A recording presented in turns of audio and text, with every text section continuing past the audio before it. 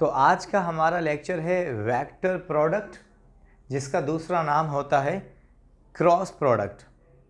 इससे लास्ट वाले लेक्चर के अंदर हमने पढ़ा है कि डॉट प्रोडक्ट या स्केलर प्रोडक्ट क्या होता है।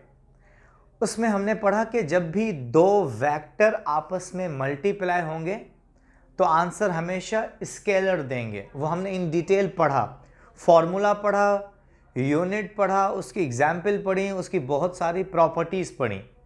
लाइकवाइज इसी तरीके से आज हमारे पास टॉपिक है कि क्रॉस प्रोडक्ट, जिसका दूसरा नाम वेक्टर प्रोडक्ट होता है, उसे कैसे एक्सप्लेन किया जाए, उसकी डेफिनेशन क्या होनी चाहिए, उसका फॉर्मूला क्या होना चाहिए, एग्जाम्पल्स और बहुत सारी प्रॉपर्टीज़। ये सारा टॉपिक कवर करने से हमारा एंट्रेंस एग्जाम का अच्छा खासा पोर्शन कवर होना है और बोर्ड का पेपर हमारा जो है वो भी कवर होना है। ये टॉपिक फर्स्ट ईयर से रिलेटेड है, O&A लेवल से रिलेटेड है, एंट्रेंस एग्जाम से रिलेटेड है और बोर्ड पेपर से रिलेटेड है, और ऐसे बहुत सारे अगले टॉपिक भी हमें कवर करने हैं। तो शुरू करते हैं हमारे आज के टॉपिक से, जिसमें हमें ये पढ़ना है कि जब भी दो वेक्टर आपस में मल्टीप्लाई होंगे और अगर वो आंसर वेक्टर ही दें तो ऐसे किस्म के प्रोडक्ट को वेक्टर प्रोडक्ट या उसका नाम होता है क्रॉस प्रोडक्ट। उसकी हमने डेफिनेशन पढ़नी है, तो आइए डेफिनेशन की तरफ बढ़ते हैं। When two vectors are multiplied in such a way that resultant is also a vector quantity. जब भी दो वेक्टर आपस में मल्टीप्लाई होंगे रिजल्टेंट भी वेक्टर ही आएगा और हमेशा साइन उनके बिटवीन में एंगल होगा, और ऐसे किस्म की प्रोडक्ट को वेक्टर प्रोडक्ट कहा जाएगा। इसका फॉर्मूला होगा A cross B is equal to C। जो C आएगा वो भी वेक्टर ही होगा, इसीलिए हमने उसके ऊपर भी एरो लगाना है। अब कोई हमसे कहे कि यार A क्रॉस B सॉल्व कैसे करना है, तो हमने कहना है कि A cross B is equal to A magnitude B magnitude और साइन एंगल रहेगा, और इस एंगल के साथ n यूनिट वेक्टर हमें लगाना है।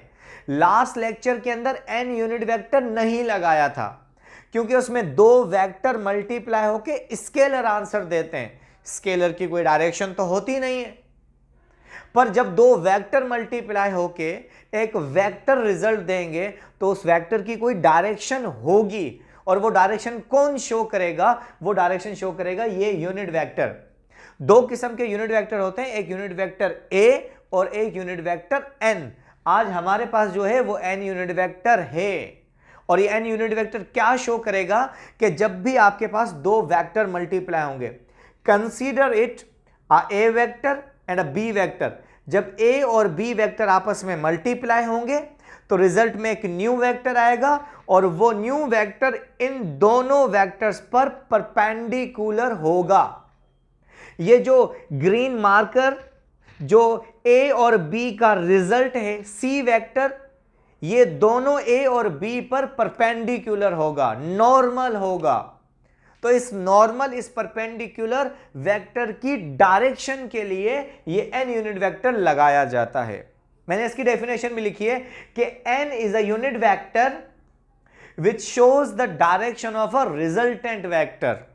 ये n वेक्टर रिजल्टेंट वेक्टर की डायरेक्शन बताएगा, और हमें पता है कि रिजल्टेंट वेक्टर A और B के ऊपर परपेंडिकुलर होगा, और परपेंडिकुलर की साइन हमने ऐसे लगानी होती है और पैरेलल की साइन ऐसे लगानी होती है। डेफिनेशन हुई, फॉर्मूला हुआ, उसको यूज कैसे करना है वो हमें पता लगा। अब हम इसकी फिगर समझते हैं। फिगर बिल्कुल इजी है। A और B, जब भी दो वेक्टर मल्टीप्लाई होंगे A B, तो रिजल्ट में एक C वेक्टर आएगा, वो A और B के ऊपर परपेंडिकुलर होगा। राइट हैंड रूल यूज होगा।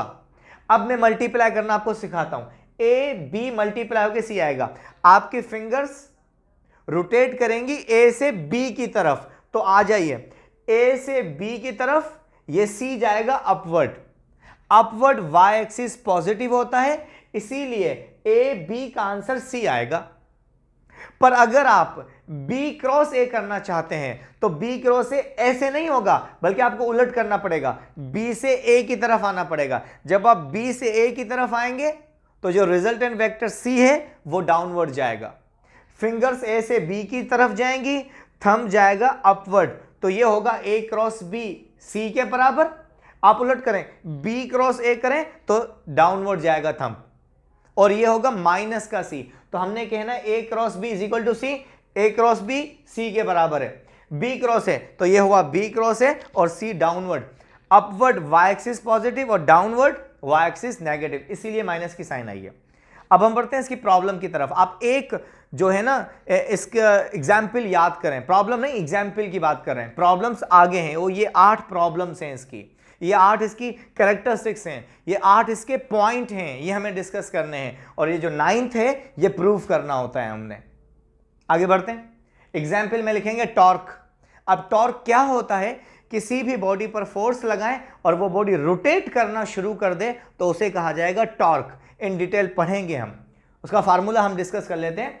Are cross F, R is a radius vector जिसे कहा जाता है मूवमेंट आर्म, एफ मतलब लगाई हुई फोर्स। जब ये दोनों चीजें मल्टीप्लाई होंगी तो हमें जो रिजल्ट मिलेगा that will be a torque. तो R cross F is equal to torque के बराबर होता है। तो torque is an example of cross product और work is an example of dot product. पहली प्रॉपर्टी पढ़ते हैं, अगर थीटा 0 होगा या थीटा पाई होगा, पाई मतलब 180, ये दोनों मेरे हैंड्स पैरेलल हैं और ये दोनों आपस में एंटी पैरेलल। पैरेलल मतलब एंगल 0, एंटी पैरेलल मतलब दोनों अपोजिट, पाई पाई पाई मतलब 180 अपोजिट।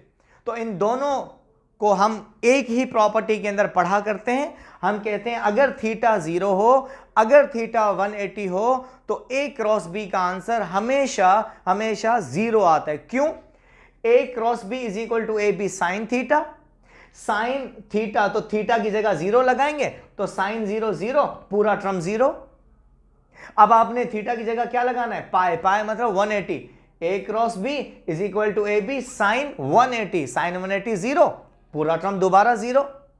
तो ए क्रॉस बी का आंसर एक दफा 0 आएगा जब एंगल 0 होगा, दूसरी दफा 0 आएगा जब एंगल 180 होगा, मतलब पाई होगा। आगे बढ़ते हैं, problem number 2, characteristics 2, property 2। If theta is equal to 90, अगर थीटा 90 हो मतलब ए और क्रॉस ए और बी आपस में परपेंडिकुलर, ये हुए ए और बी आपस में परपेंडिकुलर, ए और बी आपस में परपेंडिकुलर 90 डिग्री। तो जब 90 डिग्री बनाएंगे थीटा 90 तो A cross B is equal to A का मैग्नीट्यूड, बी का मैग्नीट्यूड साइन 90, और साइन 90 1 के बराबर, 1 लिखने की जरूरत है नहीं, तो ए क्रॉस बी का आंसर आएगा A magnitude, B magnitude, N unit vector. Problem number 3, property 3, characteristic 3, black से लिखा है, vector products of any vector with itself is equal to 0। अगर दो वेक्टर आपस में मल्टीप्लाई होंगे, कहने का मतलब है ए क्रॉस बी हमेशा 0 आएगा। मतलब ये I dot I, J dot J, K dot K, A cross A, B cross B, C cross C, जब भी दो सेम वेक्टर आपस में मल्टीप्लाई होंगे तो आंसर 0 आएगा। सेम वेक्टर क्यों? सेम वेक्टर की डेफिनेशन होती है उनका मैग्नीट्यूड भी सेम होना चाहिए, डायरेक्शन भी सेम। जब दो वेक्टर की डायरेक्शन सेम तो थीटा 0, साइन 0 0, आंसर 0 आएगा हमारा। तो हमने ये याद रखना है कि जब दो वेक्टर सेम वेक्टर आपस में मल्टीप्लाई होंगे तो उनका क्रॉस प्रोडक्ट हमेशा 0 आएगा। ये बात ज्यादा डिटेल में जब हम इनको प्रूव करें तो उस वक्त मैं आपको रिपीट करवाऊंगा, उस वक्त मैं आपको प्रूव करवाऊंगा। अभी आपने याद रखना है कि वेक्टर इटसेल्फ खुद से मल्टीप्लाई होगा तो आंसर आपको 0 देगा। चौथी प्रॉपर्टी पढ़ते हैं, if A is equal to 0, B is equal to 0। आप ए को 0 रखो या बी को 0 रखो तभी भी ए क्रॉस बी का आंसर 0 आएगा। यह हुई चौथी प्रॉपर्टी। अब मैं एक एमसीक्यूज बता रहा हूं, तवज्जो से सुनना, तवज्जो से। एंट्रेंस एग्जाम में एमसीक्यूज आएगा, ए क्रॉस बी 0 कब कब होता है? तो ए क्रॉस बी 0 बहुत सारी कंडीशन में होता है। Theta 0, A cross B 0, theta pi 180, A cross B फिर 0 आएगा। अगर ए और ए आपस में वेक्टर वेक्टर से मल्टीप्लाई हो जाए, सेम वेक्टर इटसेल्फ से, तो भी आंसर 0 आएगा। या ए की जगह 0, ए का मैग्नीट्यूड 0 या बी का मैग्नीट्यूड 0, दो वेक्टर दिए जाएं, अगर एक वेक्टर का मैग्नीट्यूड 0 होगा ए का, तो भी आंसर 0 आएगा हमारे पास। ये एमसीक्यू हमें याद रखना है। तो ए क्रॉस बी 4 दफा 0 आ सकता है, एंगल 0 हो, एंगल 180 हो, वेक्टर खुद से मल्टीप्लाई हो मतलब इटसेल्फ, और चौथा ए का मैग्नीट्यूड 0 या बी का मैग्नीट्यूड 0, तभी भी आंसर 0 ही आएगा, ए क्रॉस बी का। पांचवी property, if A and B are unit vector, last lecture में पढ़ाया था, मेरा फेवरेट है ये, कि जब भी दो यूनिट वेक्टर आपस में मल्टीप्लाई होंगे तो ए डॉट बी का आंसर क्या आया था, कॉस। आज हमारे पास आंसर आएगा साइन। एमसीक्यूज देखें, if A and B are two unit vector, दो यूनिट वेक्टर हैं आपके पास, नल वेक्टर नहीं है, यूनिट वेक्टर है। यूनिट वेक्टर मतलब दोनों का मैग्नीट्यूड 1 होगा। तो हमने शो करना है A cross B is equal to A magnitude B magnitude sine theta. A का 1, बी का मैग्नीट्यूड 1, क्योंकि दोनों यूनिट वेक्टर है, sine theta same, N unit vector same, तो इन दोनों को 1 को मल्टीप्लाई करने से कोई इफेक्ट तो होगा नहीं, तो ए क्रॉस बी का आंसर साइन थीटा और एन यूनिट वेक्टर आएगा। It mean when two unit vectors are multiplied, या if there are two unit vectors, then a cross b का आंसर बताएं sin theta। if there are two unit vector, dot product का answer बताएं cos theta। Last lecture में पढ़ा था। Property number 6, 7 और 8 एक ही टाइम में पढ़ेंगे और बहुत ज्यादा इजी है। कहा जाएगा cross product of two vector is not a commutative. Commutative नहीं है। कम्यूटेटिव का क्या मतलब, ए क्रॉस बी का आंसर बी क्रॉस ए के बराबर नहीं होगा। कहने का मतलब है, आपने ए क्रॉस बी सॉल्व किया, आंसर आपके पास आया 10, आपने बी क्रॉस ए सॉल्व करेंगे, आंसर आएगा -10। I repeat, A cross B को सॉल्व करोगे आंसर 10 आएगा, बी क्रॉस ए को सॉल्व करोगे आंसर -10 आएगा। तो कम्यूटेटिव ओबे नहीं होगा। अगर ए क्रॉस बी का आंसर 10 आ रहा है तो बी क्रॉस ए का आंसर -10 आ रहा है, तो 10 और -10 कैसे बराबर हो सकते हैं? तो commutative law is not valid. Commutative law does not ओबे क्रॉस प्रोडक्ट। पर एक बात याद रखें, अगर हम माइनस की साइन लगा दें तो ये बैलेंस हो जाएगा। कैसे? अब देखो, ए क्रॉस बी का आंसर आपके पास 10 आया, बी क्रॉस ए का -10 आया, तो अब आप क्या करें, खुद से अपना एक माइनस लगा दें, यहां पे खुद से माइनस लगा दें, और फिर जब इसका आंसर -10 आएगा तो आप दोनों को मल्टीप्लाई करिएगा, दोबारा आंसर क्या हो जाएगा, पॉजिटिव हो जाएगा। तो कहने का मतलब यह है, ए क्रॉस बी बराबर हो सकता है बी क्रॉस ए के, पर वहां पे आपको माइनस का साइन लगाना पड़ेगा। तो A cross B is not equal to B cross A, but A cross B is equal to minus B cross A. Minus की साइन लगानी पड़ेगी। अब आते हैं, cross product is not associative, does not obey associative law. Associative law के अंदर 3 vector हमारे पास होंगे, 3 वेक्टर। तो हमने करना क्या होगा, बी और सी का क्रॉस निकालो, ए के साथ मल्टीप्लाई कर दो, या ए और बी का पहले क्रॉस निकाल के सी के साथ क्रॉस कर दो, दोनों के आंसर बराबर नहीं आएंगे। Does not obey. 8वीं property, cross product obeys distributive law. Distributive के अंदर भी 3 वेक्टर होंगे, पर बीच में प्लस की साइन होगी, यहां पे मल्टीप्लाई की साइन होगी। तो बी और सी को आप प्लस करें, ए के साथ क्रॉस कर दें, या आप ए और बी का क्रॉस करें, फिर ए सी का क्रॉस करें, फिर दोनों को प्लस करें, तो ये वैलिड होगा। ये प्रूफ्स भी हैं, टाइम लगेगा तो प्रूफ बताएंगे आपको, सॉल्व करना सिखाऊंगा, मैं आपको सॉल्व करना सिखाऊंगा इंशाल्लाह। तो अगर मैं एमसीक्यू पूछूं कम्यूटेटिव लॉ ओबे होता है, आप कहेंगे जी कम्यूटेटिव लॉ ओबे नहीं करता। जी बताएं जरा, एसोसिएटिव ओबे, जी एसोसिएटिव भी ओबे नहीं करता। डिस्ट्रीब्यूटिव, जी डिस्ट्रीब्यूटिव जरूर ओबे करता है।